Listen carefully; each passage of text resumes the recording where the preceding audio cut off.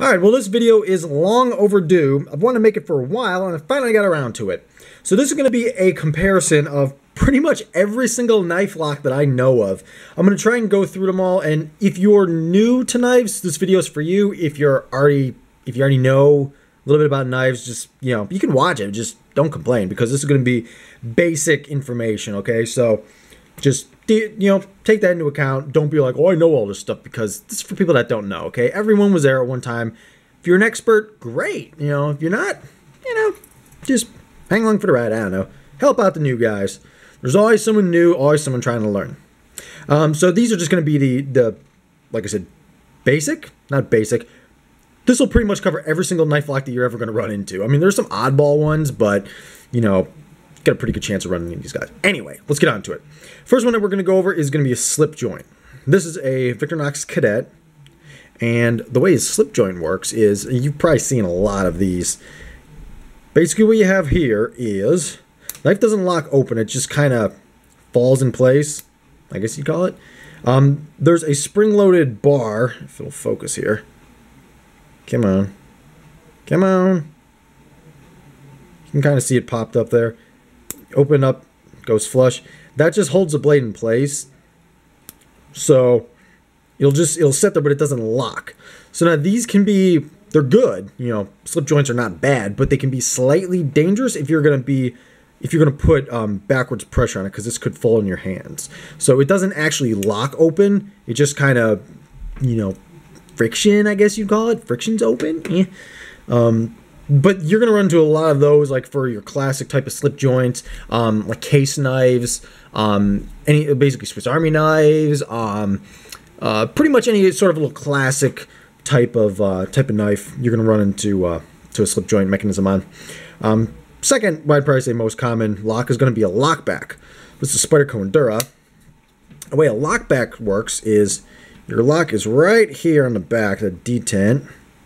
They're not always detented in. These Spydercos are, and I really like that because it helps you find it if it's dark, or just by feel. If you're trying to feel for your lock. This kind of works the same way as a slip joint. Oop, come on, focus. Whereas there's a bar that slides in behind the blade, but this one actually locks into a notch in the blade. So it's gonna be locked in there, and it's not gonna come out until you push that to release it. A lockback is probably my favorite type of lock. I feel like it's the most secure. They can still be fast to flick out, and you can still close them one-handed if you got a little bit of skill. And come on, I can't do this on camera. Little bit of know-how. The Enduras are really good. I'd say first beginner type knife, Endura or Delica. But that's your lockback. Moving on to the next one. This one you'll probably see the most actually if you buy, I guess I don't want to say cheaper knives, but more entry-level type stuff, and that's going to be a liner lock. So the way a liner lock works, can't speak, is we're going to need some lighting on the situation here. So see this silver piece right here along the left side. This guy, dang, we're going to need some light. Hang on a second. Let me get another little flashlight out here. Here we go. Oh yeah, that's a little bright there. Hang on. Let's let the camera adjust. All right, there we go. This piece right here slides in behind the blade. So let's see if we can get this here. See how it locked in there? That prevents the blade from closing. Now, liner locks are good, but you run into the issue of if you're grasping this sucker too hard, if like you're really getting a good grip, sometimes your finger could disengage that lock. Sometimes, not all the time. I mean, and they're secure. I mean, they're used on a lot of knives, a lot of high-end knives. So they're not bad per se. And I shouldn't be going into the whole philosophy of what I think is what. This is just kind of basic information. But I kind of want to give you a general idea of what you're buying. You hear these terms, liner lock, frame lock, plunge lock. It's like, what are all these things? Hey, you watch this video and you probably won't be any more informed. Trying to make an informative video and it's not working out. So these guys, sometimes a liner will slip, like if you're batoning, like, if you're hitting the back of a table, like some knife guys do tests where they're like smacking the back of a table and like it'll show, how much beating it can take before it folds. I mean, you shouldn't be putting pressure on the back of your blade anyway. If you're going to be doing that, you should get a fixed blade. Just my opinion. Anyway, moving on. So, did I say that was Spyderco Sage? Just Spyderco Sage 1. I think I'll try and remember to tell you the name of all these knives in case you're interested in any of them. I don't know if they still make that one, though. This is your, I was going to say Spyderco Endura. That's a Chris Reeve Sebenza. This guy is actually a frame lock. Now, this is where it can get a little bit confusing, okay? Because this guy, it locks up, technically, here's your lock bar there. It locks up kind of the same way a liner lock does. See? Your blade goes down. Let's see if we can get some focus on the situation. My light's like all the way back here. What if you can see it like that? There you go. There you go. You can kind of see it there. So you're probably saying, well, what's the difference between the liner and a frame lock? Well, the difference is a liner lock, can't see it again, my terrible lighting, I should do this outside. A liner lock actually has a handle scale outside of the liner itself. So you have the metal liner in there, and you have a handle scale sandwich on the side. I just went completely out of camera there. A frame lock is actually what it sounds like, the frame of a knife. There's no scale, so the locking bar is just, it's part of the frame here. It's just cut out of the frame. It's not an extra liner. These can have the slight disadvantage of if you are trying to unlock it and your finger's putting pressure on this, it can be harder to unlock, I find. Or if you're opening up and you're putting pressure on it with your hand. Not too big of an issue. I've never had too big of a deal with it, but it's just something to think about. Another thing to think about too, and I don't have, well, I kind of got an example of this, but this isn't going to be the best example. A frame lock you can overextend. So when you're disengaging that lock, Chris Reeve says, don't flick these open, but I just did. When you're, my writing is so terrible. When you're disengaging this lock, if you push it too far, see how it's kind of bouncing past where it's supposed to go? Like, if you push too much harder, you could overextend it and bend it out of shape, which is not good because then your knives basically won't lock up then. There is the solution to have a over travel stop. This one uses on the pivot. There's another popular one, the Hinder lock bar stabilizer. That's used on a lot of knives. A lot of knives use it or have it nowadays, but that's a problem that you're going to run into with a frame lock, is that you could overextend. Oh, actually, hang on. There you go. Zero tolerance 0561. Got it right there. That little disc to prevent the bar from bending too far over that way. So, you know, it's good when it has that over travel. It's just in case you're in a stress situation, you accidentally, you know, push the lock over too far, which, I mean, I don't actually see where in real life you do that too often. I mean, there are situations obviously that happen. Anyway, moving on. Benchmade Benchmade 530. There's so many numbers I can't remember. This one is the Axis lock. There's your lock right here. And this, as you can see, slides in behind the blade to lock it closed, or open, sorry. And you can kind of see in there that little notch. See, there's air or hole. There's a hole right there. There's a hole in the bottom. So you can watch it just slide right in there. And that's what keeps it locked. And then you just pull back on it and you're good to go. So now I really like the Axis locks because they're ambidextrous. And I mean, that just opens up a world of possibilities to a bunch of people. But they're fast. They're really fast. They keep the knife, man, dang, I can't do this in frame. Keep the knife closed and opened really well. I like the retention that they give when the knife's closed. It'll keep the blade retained. It'll keep it springing back in the handle for you so you're not going to have it accidentally open up in your pocket, which is something that a frame lock or a liner lock does not do. Because these have a detent. See, that's where it'll spring down. Same with the liner lock. See? So if these pop open in your pocket, they're staying open. You know, they're not going to close by themselves. A lock back, this guy will snap shut. This is kind of like a Axis lock, if not better. I mean, look. It has to open up to this, oops, actually, right there to stay open in your pocket. Chances of that happening by accident are pretty much next to none. I've never had it happen. Axis locks are kind of the same way. They'll stay shut. They got a pretty good amount of tension.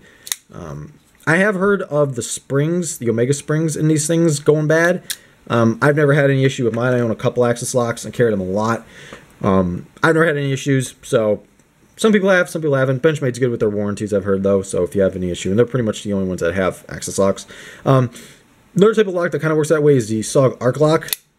This is not ambidextrous. It's only one-sided, but pull back. That's how you close it. So the arc lock's good. I don't have any issues with it. It can be a little tricky to close one hand on a spring assist knife, but I mean, it's doable. I just want to compare those two because they look the same. They're not.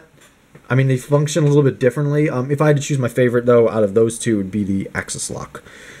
Moving on, button locks. You won't run into too much. Not too much. I mean, you'll run into a decent amount, I guess.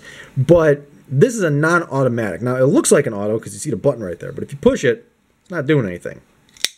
What this is, it's a manual knife, and the button is actually just a lock. So, as you can see, oh, this is not going to work. Lighting's not going to work. Well, actually, you might be able to see it through here. This lock's open. You can see that plunger kind of fall in place. Let me get my flashlight out again, see if we can get a little more light in the situation. Let's see here. There we go. If it'll focus. Someone say better camera, anyone? Is that going to focus for me? You'll be able to see it here, maybe. Let's get the light right there. So there you go. See how it slides in there? So button locks are really, really sturdy, I find. Don't have too many of them, but chances are you won't. Like, these are a little more higher end for the most part. You can get cheaper button locks, but they're a good option too. I haven't had any issues with them. They don't have a ton of retention, but they still have a semi-decent amount. Not that much, actually. I mean, it can depend on the knife, too. But this is a Hogue EX01, in case you're wondering. And a SOG Aegis. I keep forgetting. Alright, moving on. Now we're into automatics and the cool stuff, okay? This is the cool kids' toys. This is a Microtech LUDT. This is a push-button auto. Most people probably seen these. It's basically the same as a push-button, or a plunge lock, I guess you'd call it. But this one is an automatic. So you push the button, releases the blade to spring open, push the button again. Oh, this is all black, so you're not gonna. Oh, actually, you can't even see it inside there. But push the button again, and you'll close the knife, or it'll release the lock, and then you can close it. Push button autos are really good. I like them. Some people think that they're slightly dangerous. Well, if they're legal where you are, some people might not like to carry them because of the fact that the button, they're like, oh, I can accidentally push it in my pocket. Here's Game Boy Advance SP. Now, this is gonna prove a point, okay? If I was to push this flush against the Game Boy. Actually, come on. I mean, I'm pushing it flush. It's not going to spring open on me. Okay, so the button, it has to be directly pushed. Like, I mean, I've just pushed it in there, and it's not even, it's below the handle cutout that they have there for it, and it's not even opening. You got to give it a direct push to get it to open. I do have another example. This is a little Ganzo, cheap Ganzo knife, but this one, same sort of deal. This one's actually raised above the handle scale. Maybe it'll focus. Maybe. But you have to push it into the handle. Oop, and I just hit the camera. Really deep into that handle. See how far that goes down? Before it'll actually release. So, they're pretty safe. You want to get a good quality auto, I'd say. But, I mean, some of them aren't as recessed, I guess you call it. This one's a little bit easier to push, say Piranha Bodyguard. But still, you have to give it a pretty direct push to get it to go off. Moving on, probably the safest automatic mechanism that you'll run into is the OTF. This is Microtech Ultratech in Tanto. OTFs are a little bit complicated to understand. If you actually see a teardown video of one of these things, they're pretty simple, but essentially what you have is you have the button on top and push it forward, and when it gets to the end, it releases the blade and the blade comes flying out, then the lock's open. Because as you're pushing this, you're stretching some springs inside a knife, and then once it gets to a certain point, it releases, sends the blade flying forward, and then the springs are returned to neutral. And then same sort of deal going backwards. These are actually the safest type of knife to carry, in my opinion, because they're locked closed and they're locked open. You don't have to worry about a blade swinging, in the way of your fingers. And like this, the springs are, for all intents and purposes, at rest. So this is not under spring tension. You could put your hand in front of this, and you're perfectly safe until you actually start pushing this button and extending the springs. Which, to have this go off in your pocket is next to impossible. I mean, you you need some direct pressure on that button. You need some direct light on that button. See, I'm even so confident that my hand's in front of it, and I'm not even worried. Because these things, well, I don't have a piece of paper on here to show you, but, okay, I'm going to hit it into my laptop, all right? I'm going to show you this. There. Now I just nicked my laptop. Feel good now. See what I just did? I just derailed it. They don't have, they're not constantly under spring tension, like side opening automatic is.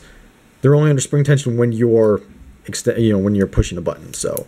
And you just lock it back in. They're good to go. So OTFs are probably my favorite or the safest type of locking mechanism you have. All right, moving on to two more. This you'll probably recognize, obviously, from a lot of movies and games if you play Team Fortress 2, and I can't open it on screen. But this is a balisong, or more commonly referred to as a butterfly knife. So what you have here is you have your blade, and then two parts of your handle. Okay? And each of these parts are on a pivot. So the whole knife, I'm going to try and do this without hurting myself, it basically pivots to open and close, okay? So now, a lot of people use these for balisong tricks and butterfly knife twirling and all that fun stuff. I'm terrible at that. I mean, I can't really do any of it, but it looks cool. That's the main purpose for these things, but they are a really sturdy knife, because when you think about it, when it's open, you're holding onto it here, that blade's not going anywhere. It can't fall in your hand because you literally have to break the handle or a pin in order to get that blade to go anywhere. If you're holding it like, like this. And some of them lock too. They lock open, like the Bradley Chimera, which is this one, because I forgot to say name. It does lock open, or lock open and close, which is a really nice feature. That's kind of important if you're going to be using it for more utility. Most people don't use a butterfly knife or balisong for utility, but it's nice to have that option in case you ever do. In case you ever do want to. So, that's that. Now moving on, this is kind of a little bonus. This is the weirdest locking mechanism I actually have. You'll never run into it unless you buy this specific knife. This is a Paragon Warlock. Can't talk. This is actually a clamshell type of lock. So what you do is when you push on these two discs, it separates the handle. See? And in turn lets the blade fall out and then lock open. That's one of the coolest opening mechanisms I've ever seen. I just pinch myself. It's easy to pinch yourself on this guy.